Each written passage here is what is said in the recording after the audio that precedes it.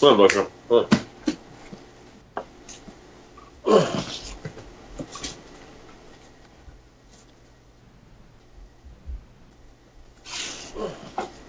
Welcome to another episode of Tough Talk Tuesday. As always, I'm your host, Lucas Biggers. Alongside me will be Robert and Jules, and our special guest, Mike Hollywood Jimenez. What's going on, Mike? What's up, guys? How you doing? Not bad. Thanks for coming on. Rob, you going to start this one out? Sure. What's up, Mike? How's it been going? Going good, man. Going good. Just staying busy, training, doing whatever I got to do, and just staying focused for this fight. That's good to hear. Just a few things I wanted to touch on. First off, I know that you went to Australia, been to Australia a couple of times, training out with Danny Green. Can you let us know about that experience and how to help shape you coming up for your fights? Yeah, it's funny you say that, man. I was just on the phone with him. It was fantastic. It was a great experience as far as giving me, a different outlook on things, being part of a different team, around different trainers, being around a world-class champion like Danny Green, and just all his insight on just being a fighter, being a fighter and a professional inside and outside of the ring in the gym, and just that lifestyle that you got to live, and just the mentality you got to have, and just whatever you got to do to just bring it. And he's a competitor till the end, and he's got to be one of the coolest people, pound for pound, one of the coolest, nicest people in the world, man. He's awesome. He's like a big brother to me, and it was a phenomenal experience. And I think just being around all that and just being in the ring with him as far as sparring and training, really helped me and gave me a little different edge when I came home to just help me prepare for this camp. Yeah, that's good to hear. I know whenever us as professionals, whenever we get to be around other professionals, it really helps out a lot, especially going all the way to Australia like that. My next question is coming up in this fight. I know we don't want to overlook Aaron Pryor, but I noticed that we have Mike Lee on the main card. And I know you had told us one time you had a good interest in fighting possibly Mike Lee. Are you guys trying to set something up with that, him being the main event, you being the co? Yeah, if that's what you want to call it, co and main. I mean, it should be the other way around. But, yeah, Sorry. all the promoters and the guys behind it, and his dad's the one with the money, hopefully they can put something together in the future, see that the fans want to see not just me, but me fighting him, and just, a good hometown rivalry. He's a good kid, comes from a good family. He's a okay fighter, and, just I think the fans would love to see, just us two clash. And, I've said it before, I'll come up to 175 to fight him. I'm a super middleweight, but you know what? I'll come up to make that fight happen for the fans, and it's a big fight for Chicago, and I'm sure business wise is smart, and then on the fan side of things, it's a good fight for the Chicago fight fans. I think it would bring a lot of excitement and a lot of buzz here to the city for something like that. Definitely, especially with hits. He brings a lot of different shows. He doesn't just focus on one main area. He has a lot of different shows, a lot of different venues that he does. So that's real good for the city as well. Another question that I have here for you, just because, and this is one of our topics we have going on later in the show, but I know that you've been in camp at a time or two with Kovalev. And we're hearing a lot of stuff in the media and everything going on about how he is, how he's all nasty in camp and nasty even to his own people. Do you have any insight on that? Is the guy really that bad in camp and everything? Is he that bad to his people? To be honest, not that I saw. We probably sparred somewhere around, 20, 30 rounds together, something like that. But no, I didn't see him have any tenacity towards myself. I mean, we didn't really know each other that well, just as far as being in the ring together. Shared a couple words here and there, but nothing towards, his trainer John David Jackson or like a couple of his handlers that would be in the gym at the time. I didn't see any of that, but I've heard money changes people, and it could be that. It could be, maybe his head getting a little big because of where he's at right now, or just that killer instinct that he's got inside him, and just him being, that natural born killer and just thriving with that tenacity. That could just be coming out towards people, or just sometimes when you're at camp, a lot of pressure builds, and a lot of things are going on inside your head, and you kind of gotta like let loose on a couple people here and there, and could be a mix of things. I'm not really sure, but as far as me in camp with him, I didn't see any of that. Luckily, I didn't see any of it being taken out on me. So right. No, that's good insight. That was the extent of it. That's good insight. I appreciate that. Talk to us a little bit about Don being on the card. I know you guys are close. You got the Hollywood clique going on. How excited are you? Are you going to be able to hold some of that excitement while you're in the dressing room? Yeah, definitely. He's like my big brother, like my godfather here in the boxing game. He's been with me since day one, pretty much. Brought me up. A lot of things that I do in the ring, I picked up from him, whether they're good things or bad things. But I've been fortunate enough to fight on the card with him a couple times now, and I remember the first time it was just it was surreal getting all of our friends and family and everybody together and stuff, and it was a super cool moment for not him but me and our friends and family, and now it's just. It's been a little while since then, but it'll be another cool experience for everybody right here, and right my old stomping grounds, man, right outside. I went to high school probably, I don't know, a mile and a half, maybe 2 miles tops from where the fight's gonna be taking place. So that'll be cool, right there and right in the old stomping grounds and stuff. So it'll be cool, and the excitement is definitely gonna be flaring, and the house is going to be rocking that night. And, you guys are actually the ones that stapled us with that name, Team Boom. It was actually Lucas back in the day.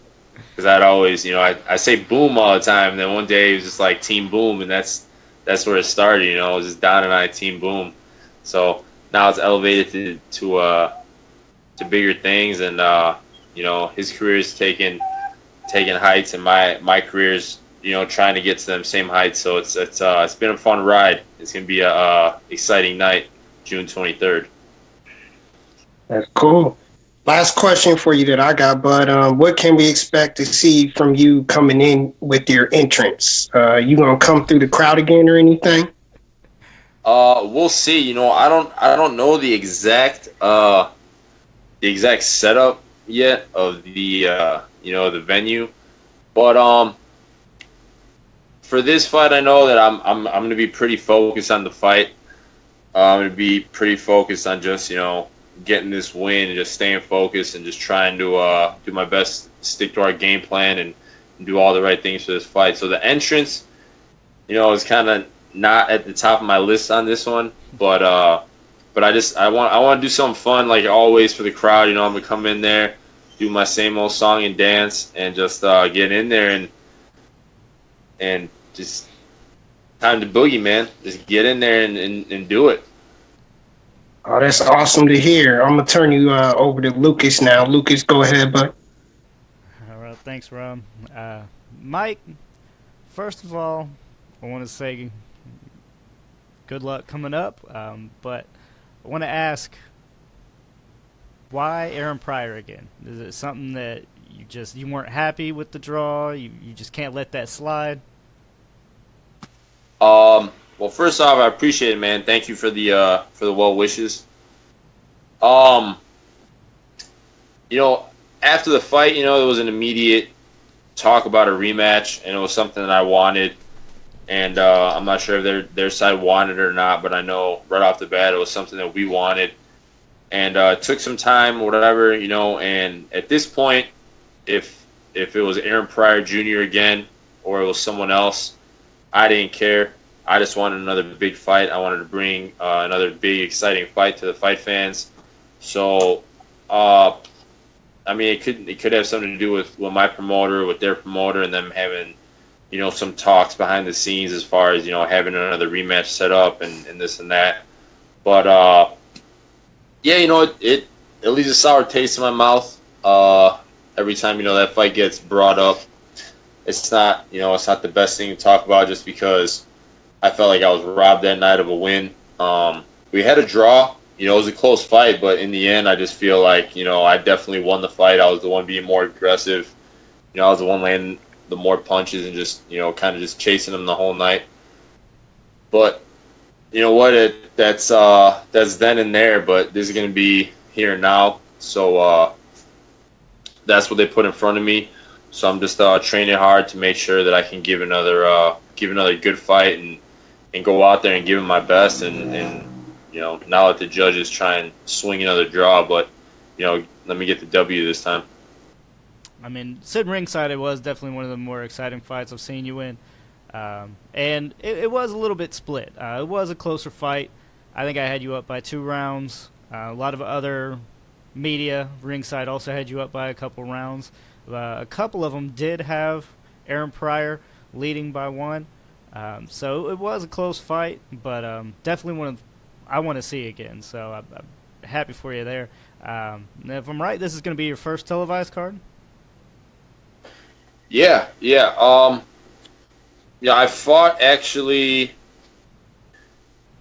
on Chicago local TV before, and I fought on Australian national TV. That's not over here. And I think it was one other time, but nothing national. So, it'll be cool to just be a part of an event like this, be a part of, the big experience. And I'm just happy that, my promoter Hits Boxing, working alongside with some other people, and Round 3 Productions, they can bring something like this to Chicago, and just bring another big card like this to the fight fans. So we're excited, man. We're excited. It's not just my fight, there's going to be some more exciting fights, like Donovan's fight and some other fights around the card. So it'll be good, man. I'm excited not just for me, but the other guys that I train with and see here around the area. Does it being televised add any pressure for you at all? I've talked about it with a few people as far as, my trainers and my team and my promoter, Bobby Hitz. But, going into it, it might be on my mind a little bit, but when you're in there, I don't think about it. I'm just gonna go in there and put it all on the line like I always do, and the crowd's gonna have me fired up that night. And I know it's a big opportunity for me, like it was last time, and I know that this fight could just open up a lot of big doors for me. And this is that stepping stone that I need. This is that door that I need to open. I've been in a bunch of tough fights, and I've taken some fights that I'm not always on the A side, but I just got to pull through, train my butt off, do all the right things, and I know that this fight is gonna put me where I need to be. So I'm definitely excited about it. All right.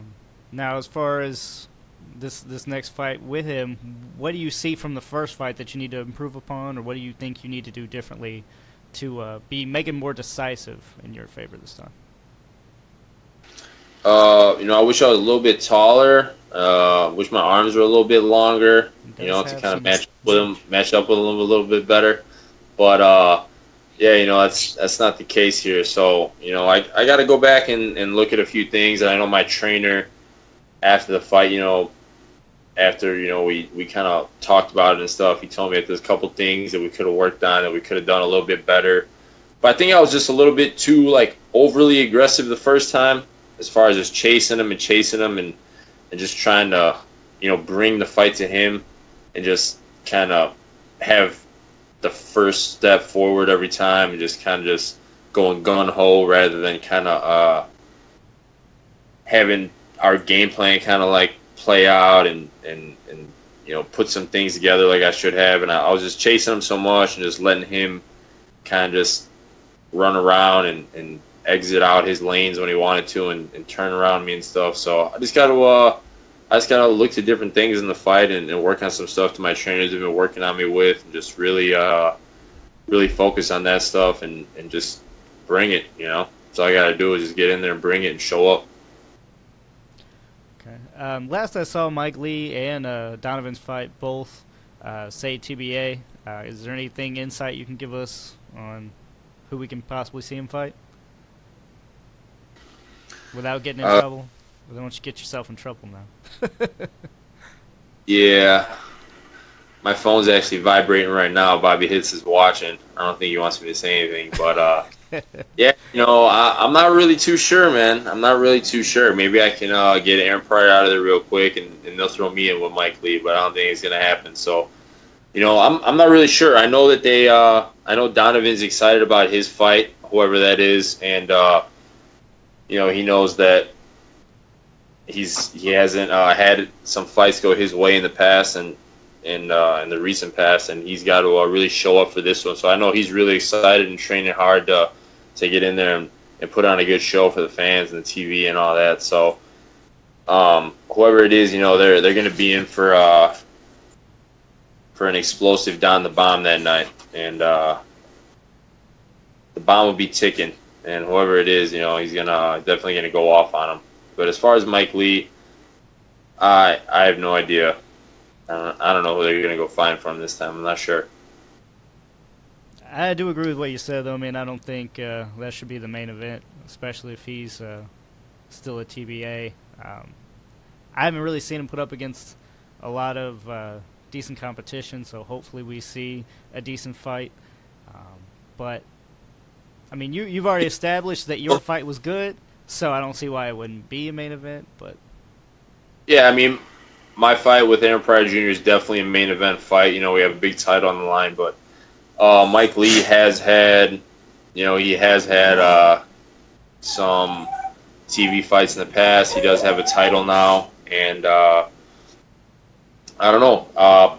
We'll see where they go to find an opponent for him and see what they put in front of him. And I mean, it's TV. You can't. I don't want to get myself in trouble, but I mean, you can't fighting guys that are not, par for TV. So we're gonna see. It should be an exciting fight. It should be a good fight for him.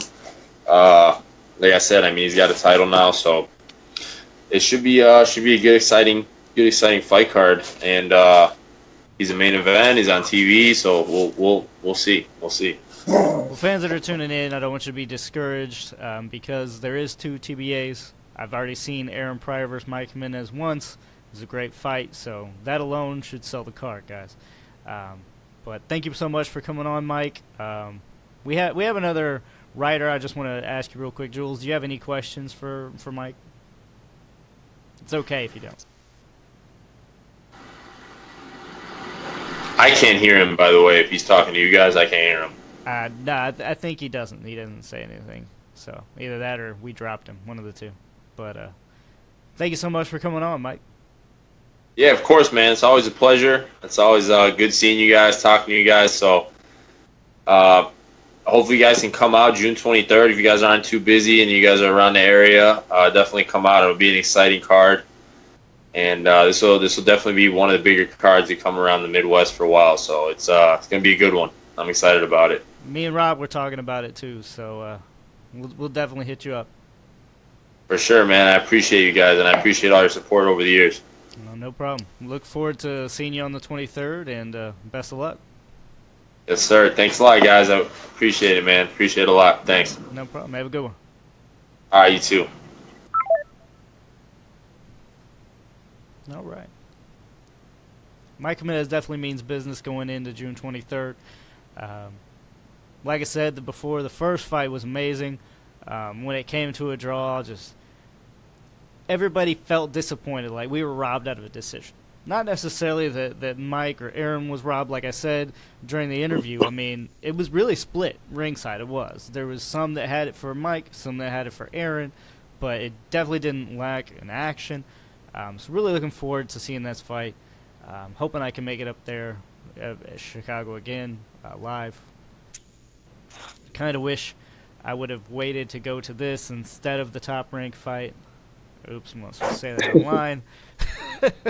Mickey Conlan fight, man, that card was a stinker. Top Rank still allow me credentials in the future, I'm just saying. But guys, I'm going to move forward here, talking about other things. Adonis Stevenson versus Fonfara. That fight went tragically wrong quickly. What was your guys' take on it? Was it more Fonfara not himself anymore, or is Adonis just that good? Jules, me and Lucas been talking for a while. You want to chime in for a bit? I think something might be wrong with Jewel. I think we might have to try to recall him back here because I can't hear him anymore. Okay.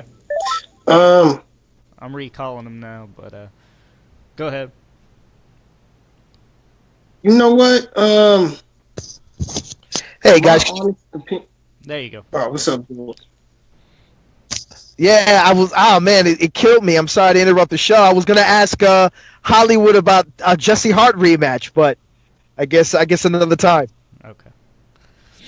But yeah, we were talking about Fonfara versus Stevenson, and we wanted to come to you and ask if it's more Fonfara's not himself, or is Adonis just that good? I would have loved to see how Adonis, if he really was good, if he fought often. I think that's really the whole thing. Unfortunately, Adonis Stevenson hasn't fought enough to gauge how good that he really is. You know, I mean, obviously we've seen him with phenomenal knockouts against like Chad Dawson. But the reality is that, you know, he hasn't really tested himself in terms of how good he really is. With Fonfara, and it's no disrespect to Fonfara, I always thought that he was, a big puncher. But the reality is that, Fonfara's biggest win was against who? Chavez Jr.? I mean, that was really his breakout win. And Chavez Jr., as we can see, is not really an elite fighter. You know what I mean? He never really was. So I think with Adonis Stevenson, personally, he did what he was supposed to do. And that's, take out Fonfara, which he did in brutal fashion. The first fight was so close, though, and it was much more competitive, at least, than this one. Rob, what happened? You know what? The first fight was competitive in the fact that Fonfara was able to get off the canvas and his power showed up. So that's why the first one was close. Without him showing his guts, his heart, it was a gutsy performance. Without him doing that, it would have been a whitewash just like this one was. I'm going to go the opposite way Jules just did and explain the same thing he did, but go the opposite way. And I'm going to say Adonis is that good, and he showed that. And he can show that when he's motivated to do so. I thought that this was a hell of showing. I thought his last knockout performance was a great knockout. When the man is motivated, he can beat anybody in the world, Kovalev included. I'm going to go around the other way and say Fonfara, we don't know because we didn't see much of him in that fight. And in the latest showings that we've seen with Fonfara, he's gotten knocked out brutally both times. Yeah, and that's why I'm more leaning towards it was Fonfara who didn't look the same to me. Obviously, we've seen him fight in Chicago several times, Rob, live and obviously on TV as well, but he just did not seem himself. Usually he can take punches better. We all know Adonis Stevenson has big power, but it's more than just he wasn't able to take the shots. He couldn't defend them. Like, the same punch, exact same left hand, landed 5 times repeatedly. Just whap, whap, whap. Just jabbing his head back each time. And I'm like, where's Fonfara at? Because he ain't here. Well, Lucas, I mean, that's called keeping your damn hands up. I mean, we explained that, the last couple of times. I feel like with Fonfara, And we said it. He changed trainers, and it was still the same thing. I mean, he was caught because his hands were, at his freaking chest. It's like you're getting caught, by guys like Joe Smith and guys by Adonis Stevenson. As you said, Rob, him getting off the canvas, it's because, he's got to be better defensively. Defensively, he's got to realize, like, listen, if you can't take these shots anymore, you're going to have to keep your hands up or learn how to deflect. Right. And he left longtime trainer Sam Colonna after the Joe Smith Jr. knockout. I don't. That did not help him, clearly. Virgil Hunter was not much help. And, Rob, I was going to ask you about this. Was the Hunter stoppage warranted? Did you agree that he should have stepped on the apron? Absolutely. And let me tell you this. It's not Virgil Hunter's fault. He's a damn good trainer. I actually love what he said to Fonfara after the first round. He said, don't throw a punch this round. Don't throw a single punch. Defend yourself. Fonfara still couldn't defend it with that instruction there, telling him not to even throw a punch. It's not Virgil Hunter's fault.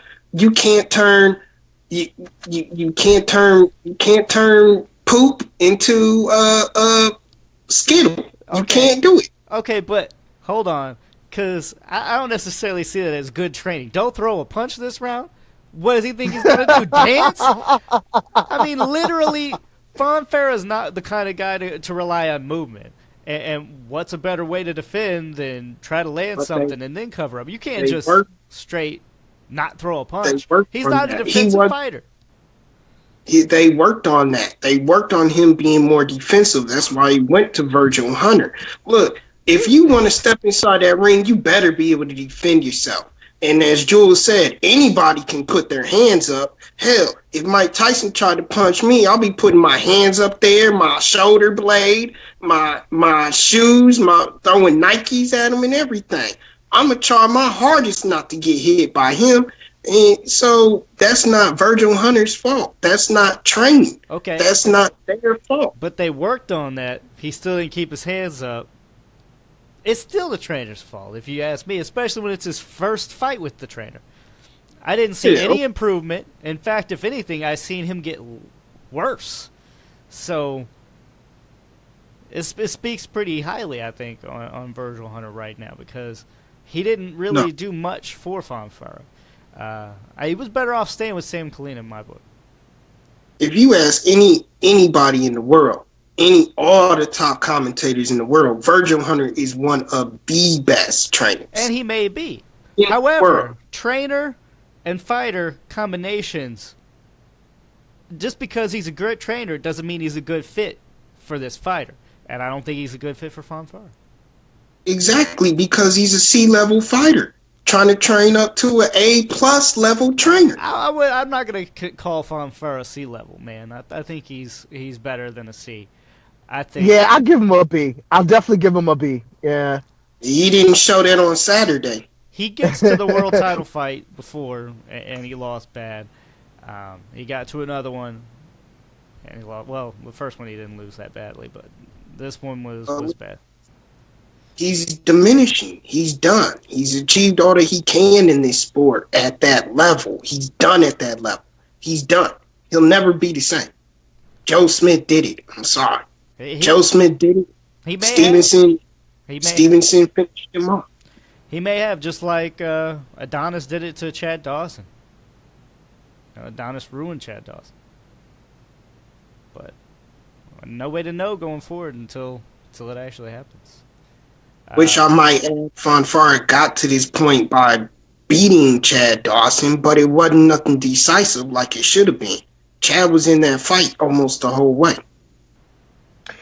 But you know what? I'm actually gonna, play devil's advocate here. I actually don't think Fonfara's done. But I'm actually with you, Lucas. He needs to go back to his old trainer. Yeah, Virgil Hunter, but it's possible. I have the utmost respect for Virgil Hunter. Like you, Rob, I agree with you 100%. I think Virgil is a great trainer, has a great boxing mind, but I don't think that he's a good fit for certain fighters. Certain fighters, they see, a great fighter like Andre Ward, and then they're like, oh my gosh, if he's doing well with Andre Ward, he could do well with me. Well, first and foremost, you got to understand, he's been with Andre since he was like 12 years old. You know what I mean? He's the man's godfather, for God's sakes. Of course they're going to be a great fit, just like with Floyd Mayweather and Roger and Floyd Sr.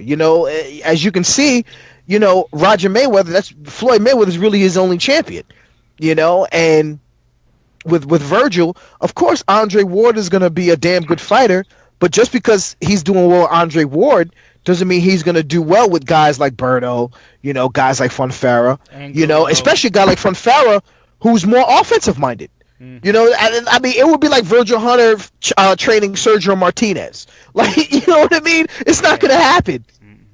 Yeah, it is. I agree. It's just not a good fit. It's not Virgil Hunter's fault necessarily, but you should also be like, this is not a good fit. You have to know that as a trainer, and the fighter should know too. Like, you're more defensive minded. He needs to go to somebody.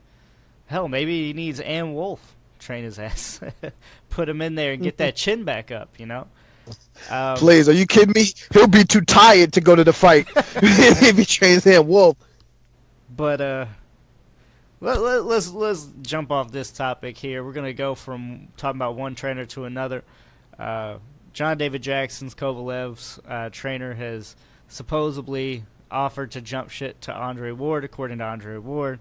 Then according to John David Jackson, he's saying, yeah, only if you give me, like, the world or something like that would he jump ship, and they came to him. So, who do you believe, guys? Who do you believe? Personally, I believe neither, and it's really just to promote some drama, promote some hype for this fight. It seems like they've been trying somewhat desperately, at least Kovalev's camp has, to try to, stir some more interest. And I can't blame them. I mean, look at the first fight. They didn't really have a big promotion for it, and two top pound-for-pound fighters. It should write itself, but you don't nowadays. You got to have these over-the-top personalities sometimes. And both these guys are usually rather humble, so that's what I believe. But Jules, Rob, what do you think the deal is there? I spoke on this before. With Kovalev, the guy has a track record now of disrespecting people. That's why I wanted to, try to get some insider point of view to see. I definitely appreciate Mike with his honesty. Mike is a very honest guy. So he'll tell us what he heard, he'll tell us what he's seen. So I definitely believe that he really didn't see none of the nastiness or anything. But I also agree with what he said. The guy's on a different level now, so you really don't know. He's bringing in his own people from Russia, so he's getting that perspective going for him. These people still think he didn't lose the first fight, so they act as if he's undefeated and one of the best pound-for-pound fighters anyway. So they're probably all trying to wipe his ass right now. David Jackson is not the one. He's not that type of trainer. He never has. I think the problems originated when he first showed up at the gym, because there was a reason why he didn't want to train the kid. There was and I think those reasons never actually left him. And I think it's actually now getting worse because he's making the money, he's getting the notoriety, and he's got these people around him now from Russia and in his home country that is trying to patting his head with "you're the best," "oh, you're so much better than Ward," when Jackson's probably there trying to say, "No, you're not. You lost that first fight. Now we need to work on these things and get better." It all comes down to the fight night. I'm telling you right now, I don't think Kovalev is going to make any adjustments. I don't think he's going to make any adjustments necessary to win, other than the fact that he's going to try even harder to knock him out, and that's to his disadvantage. Because that's going to wear him out even faster. Unless, of course, he's taking steroids, which I wouldn't put that past him. Those Russians do have a... We got to cut that off there, though. No. Russians do have a track record. No. Rob's opinions do not equate to heavyweight boxing. Please do not sue us. We're actually going to have to put that before each show. I have to have a disclaimer that I show up real quick. No, I mean we're not mentioning no. You can say Russians have tested, but come on now. I think if he was testing positive and he was taking steroids, he would have got Bernard Hopkins' ass out of there. I don't think that's the case. And his boxing is very underrated. I believe everybody's like, oh, Kovalev's just all power, and that's not the case. He's actually a really decent boxer overall. In that Bernard fight, we haven't seen it since. When he fought Chilumba, he wasn't a better boxer that night. Chilumba was able to hang with him pretty well because of his boxing skills. When he fought Ward the first time, I don't believe his boxing skills really showed. He couldn't cut off the ring like he's supposed to, and the combinations were vacant in the second half of that fight. He's relying on his power. That's why he got beat. Yes, it was a close fight, but this fight, he's going to try even his hardest to rely on that power. Well, he's not listening to the trainer to the trainer's instructions. Like Ward said on the last taping, it was obvious and evident at a point in time Jackson wasn't even speaking in the corner. If you're not going to listen to your trainer, the man who led you to this spot, then what are you going to do? And then I mentioned the steroids not because Kovalev is known for them, but because he just hired an Russian Olympic trainer for this fight. So that's why I bring it up, because the Olympics and Russians have that track record. So I'm not saying it without evidence. Okay. So you are still not saying it's just for the hype. You think something's really going on in camp. It is. That's obvious. Just like Ward pointed out, and you'll see it fight night. Look at the corner in fight night when they go in between rounds. See if Jackson's able to say anything, or see if it's the Russian trainer who's mostly speaking to him. I mean, there may be a good. I mean, I don't know how well Kovalev can speak and understand English all that much. But Jackson, you can see if Jackson's giving them the instruction and they're just interpreting, or if Jackson's not allowed to speak, as what Ward's camp is trying to say.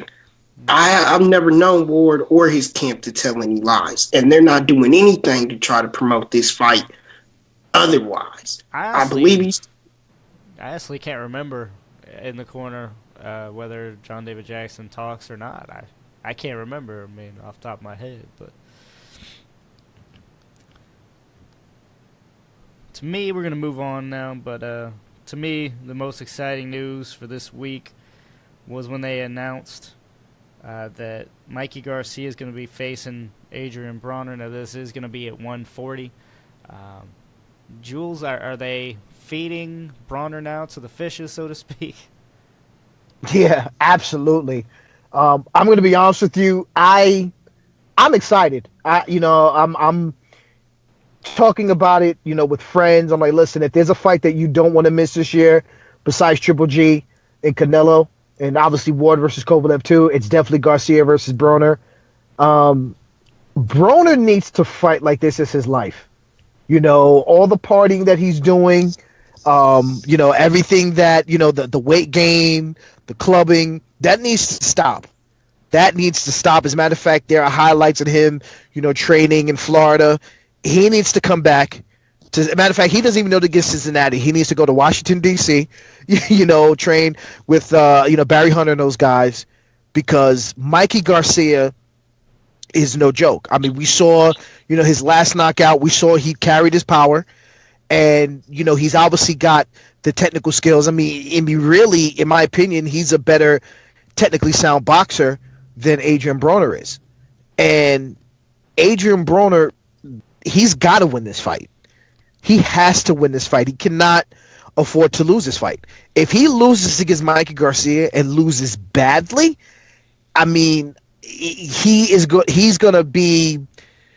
be a high named journeyman, if that makes sense. You know what I mean? He'll be a journeyman fighter that people know because of his antics, but him being a world-class fighter, it's not going to happen. Because I mean, even now, he doesn't have the biggest fights that he's been in. He's lost. He's lost against Maidana.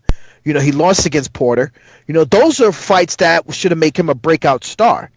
If he loses against Garcia, the most important fight of his career, it's going to be a bit of an issue. His star power is going to take a hit. And I think it's inevitable that he loses.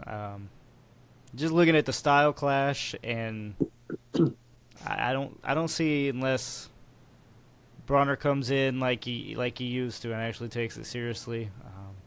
I don't know. If so, then yeah. But if he shows up like he did against Ashley Theophane and Porter, where he's still so inactive, he can't be that way. Garcia will eat him alive. Rob, I know Bronner's your boy. What's the chances you give him, man? Well, first of all, I want to say this to you, Lucas. I know you know this scenario. Jules, are you familiar with this scenario right here? Have you ever been on a job before where you worked 10 years? Whatever happened, whatever reason, you took a sabbatical, came back into that job, lost your seniority, and then all of a sudden you worked 2 or 3 months and you gain your seniority back? Yes, I am familiar. Okay, give Mikey it back, okay? He's above Lomo. Lomo needs to go off the list. Mikey Garcia is on the list. He's one of the best fighters in the world, period. Give the man his seniority back. He earned it. And the craziest part right now is his power is his best attribute. He's shown a lot of power lately in these last few fights. And you can't really question the opposition because they're good opposition. So, yes, Mikey Garcia is one of the best fighters in the world. Adrian Broner would have been on this path, but the distraction and the crazy part about Broner is at this young age, his skills have diminished a great deal. And it's not a slump. It's in boxing. You don't have slumps like you do in baseball. You don't have slumps like you do in basketball and hockey or whatever. This is boxing. If you have a slump, you get lumped, okay? And that's what's going to happen. That's what's going to happen with Broner because he's already diminishing. He's not. Granado should have never been in the same category in his league, and I think Granado's did a big push to almost win that fight. Mikey Garcia is a different animal. Granados almost did. If you ask certain people, they may say Granados walked away with that victory, or should have. Right. And Mikey's power is going to be there too. So that's another thing that's going to push Broner. I mean, Broner's successful to getting caught, to getting hit, because he doesn't throw enough punches anyway. And that's something that he needs to learn. You know, he needs to, and it's almost as if it's like he needs to gain more confidence back. And I don't think it's really that. I just think his skills have diminished to the point where he'll never be an elite fighter. And Mikey, to me, is one of the best in the world. Give him his credit back, folks. As far as you say about taking Loma off, though, that's a fight that can possibly happen. And probably one of the best to make right now. Lomo needs to fight Salido again. You right that wrong. You show me you can do it decisively this time. You show me you're worth it. I don't think he needs. You know to what, Lucas? I'm in agreement with Rob.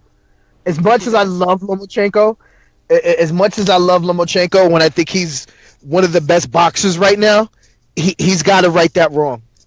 And granted, I know Salido, he's popped for PEDs.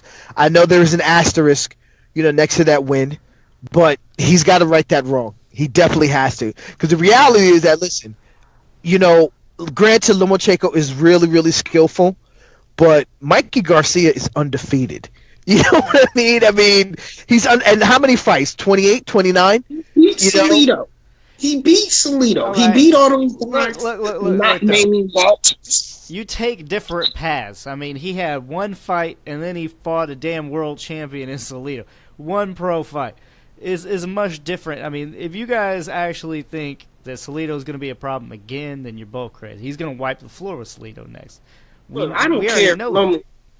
I don't care if Lomachenko's 9-0 and beat Salido that first fight. He 9-0. I'm not putting you up on the top of the list. Mikey beat all those same fighters too, just because he was out. He's back now. He done proved his weight. Give the man his credit back. Stop putting Lomachenko in his spot. I'm not saying Garcia's not one of the best fighters. I think he is. I'm just saying Loma's up there with him. You're saying, like, discredit Loma now and put Garcia up there, and I don't think that's right. Yeah, you can't discredit Loma, especially after that Walters win. I mean, that Walters win, man, was so beautiful. Who did he beat best?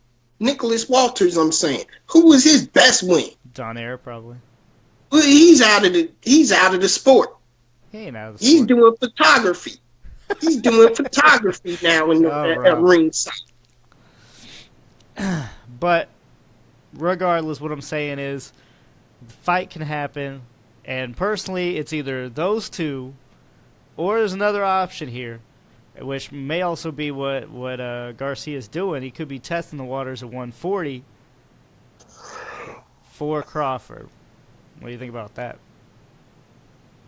I think he should try to route with Lomo first. I think Crawford's out of his league right now. Mikey doesn't have that much to prove, but at the level of Crawford is, he has somewhat to prove there. And word has it, based on that article Syrian sent us today, I don't know if there's any truth to it or not, but Mikey's talking about jumping back down to 135 after this bout with Broner. I can see it. I mean, he wants a big fight, and right now he said nobody at 135 is available, so he wants to still unify. I mean, let him. But and also there's I'll send it to you guys. There's an interview about who Mikey Garcia would fight next, and they asked Robert Garcia, would he fight Crawford? And the look on Robert Garcia's face is priceless. I mean, he literally says right after, we'll save Crawford for last. Because even Robert knows. Robert knows, like, listen, Crawford is nobody to play with, especially at 140. And, I mean, personally speaking, I agree with you, Lucas. Maybe they are testing the waters just to see how he looks, at 140. But it's one of those things where I could see Garcia and Crawford down the line. Because personally, I see Crawford moving up to 147, after this year. And, yeah, I mean, so even more reason why it can happen well now, especially if, like, Bronner's still world-class, okay? Well, even if he doesn't even train or take it seriously, he's still a world-class fighter. Oh, definitely. So if he can go in and just dismantle Bronner, maybe even get him out of there in just a few rounds, clearly he's ready. He can go ahead and take on Crawford. And they can go ahead and make that fight now, and Garcia can still go back down to 135 and fight Loma, whereas if Crawford goes up in the next couple of fights, that's more strain on Garcia to be able to fight him way, way, way down the road, if at all. So I think it is kind of now or nothing in my eyes. But like you said, I mean, he's running out of fights at 140. He's going to have to go up to 147 soon, Crawford is. But, yeah, I mean, it's one of those things where, granted, I feel that, Julian Dongo, it's an intriguing fight, but I mean, I don't think there's anyone who's going to pick Crawford to lose that fight. you know what I mean? And it's like, once you get Ndongo out of the picture, I mean, who else is there at 140 besides, the winner of Garcia versus Broner? Yeah. You're right. That says it all right there. Rob, Jules, anything else you want to touch on? About ready to end the show for the night. So, just in case some of our viewers are still listening and everything, Hollywood Mike Jimenez fight is going to be June 23rd. It's in Rosemont, Illinois. Lots of people on that card. Don the Bomb is going to be on the card. Mike Lee, of course, is going to be on the card. Other local fighters are going to be on that card. It's a great card. It's stacked with names, top to bottom. He's always puts on a great show. So it is going to be, other things going on around there. There's a lot of local celebrities in Chicago, former Chicago Bears, Ozzie Guillen, of course, is always around. So it's going to be a fanfare study event. So, just getting that out there in case y'all are around Chicago. And some of the Chicago PD or Chicago Fire, some of those actors come out there too. So, always a good event though, and it's always better live to go see it. So definitely try to go check that out, June 23rd. Go to hitz.com for that and for tickets. But always check us out where we'll have coverage. Heavybagboxing.com. But for Jules and Rob, this was Tough Talk. Join us again next week. Make sure you follow us on all of our social media. We are at Heavy Bag Boxing on both Facebook and Twitter and Instagram. So thanks for everybody for watching, and check us out again next week.